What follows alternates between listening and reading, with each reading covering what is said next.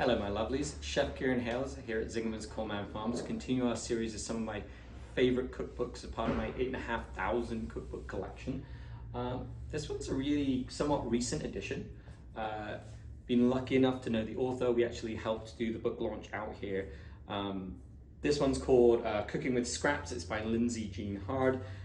It's a really great cookbook of using up the scraps and making the most of all of the vegetable or meat or anything that you're really using in a kitchen.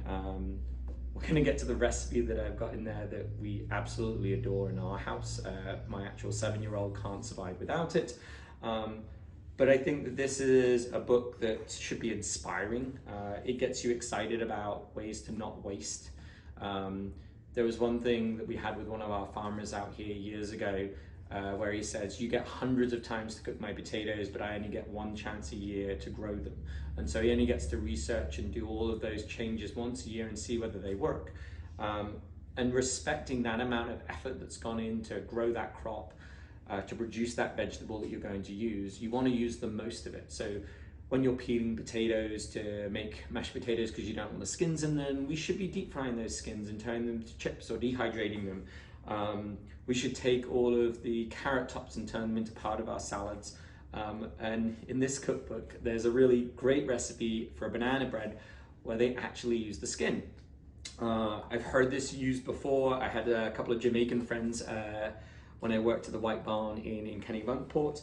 But this is called the banana peel cake with brown sugar frosting. So this is on page 26 and 27.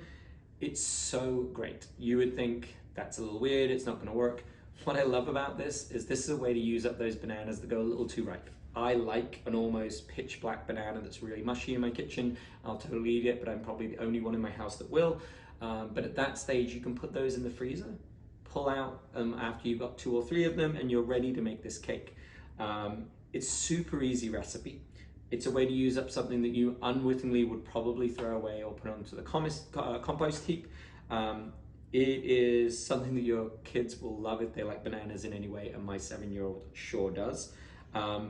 Really nice entry-level way to think about not wasting it. How can I use this thing up? We were just having a discussion in the kitchen the other day about strawberries or berries that get that little bit of mold and just starting, and what can we do with those, and making sure that the chefs that work here know that those can turn into jams and chutneys and different things for us. And this would be the same with things like the bananas that have gone a little too ripe. Lindsay Jean Hard does a really great book. She's done a really good job of presenting scraps being the main attraction rather than the vegetable they come from. Really fun cookbook to use in the kitchen on a daily basis. It's a good way to chat with the family and the kids and get them involved in reducing the waste that we have. All right, should we get on to the next one? Let's go.